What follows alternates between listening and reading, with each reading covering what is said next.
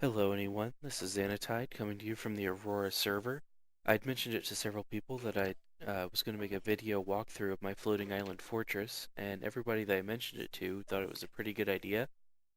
I'm starting off here in my central mob tower.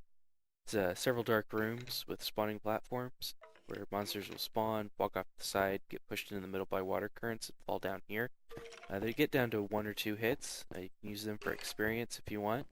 Or, in this case, with skeletons and creepers, you can enable record mode and use the platforms alongside to get this skeletons to shoot the creepers instead, and will drop records.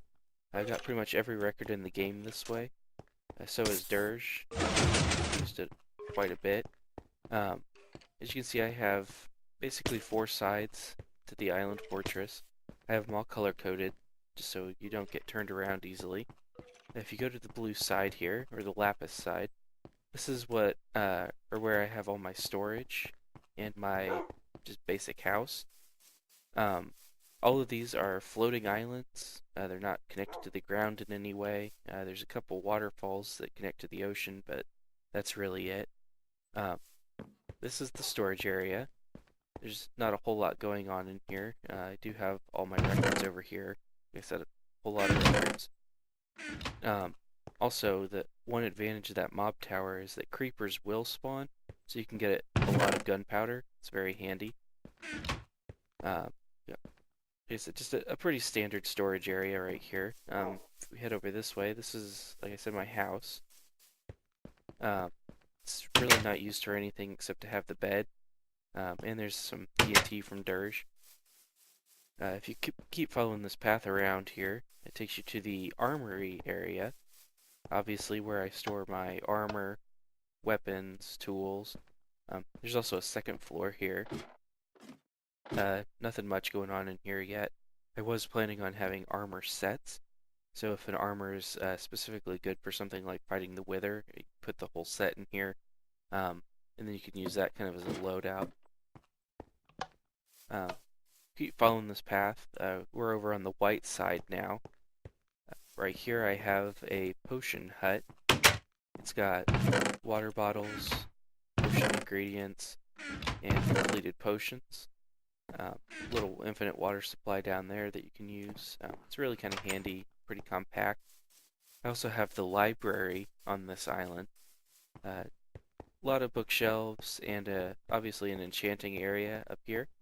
I got levers here so you can control what level you want your enchantment to be at. It's pretty nice, handy. That's pretty much it for this part of the island. Gotta head down here now. I do have a little mushroom island right there. Got the mycelium and the giant mushrooms growing on it. If we follow this around, this takes us to the red side. This is where I have all my livestock. I have a little chicken pen right there. We can pretty much walk around the edge and get any eggs that they have. Here I have my cows. Got some wheat in here, so you can go through and breed them and kill off some to get your meat. Then over here on the far side, I have my sheep. All these sheep used to be white until Dirge came over and decided that they needed some coloring. So now I have just a rainbow of sheep. I used to have all the livestock here on this main island, but it was just way too crowded, especially when you have a whole bunch of cows like that. Keep following this around. This is the gold side now. This is another portal. It's supposed to be up there. We had some portals kind of get unsynced with one of the updates, I think it was, and I just never got it fixed. Anyway, the gold side is agriculture, so these are my farms. Right up here, this one is weed. Apparently it needs replanted. This is my carrot farm. Both of these are dual layer farms. And they're harvested with water. It just comes out the back, and then you go through these doors to replant them. This is a melon farm. I could easily switch it to pumpkins, but I don't really have a use for pumpkins at the moment. And we're in the back. I have my sugarcane farm. This one works just by taking off the top 2 layers. Then it all comes into this chest right here. It's not quite finished. I still need to put some other farms here for. I thought about cocoa beans, vines, things like that. I haven't really decided for sure. I do have another wart farm right here, and then my tater farm right here. This is actually kind of special. This is another 2-layer one. The taters on the top go directly into the chest for planting, and the taters on the bottom go into a furnace and get turned into baked taters. So it's always handy to have some taters to eat, and then again the top so you can replant everything and keep it going.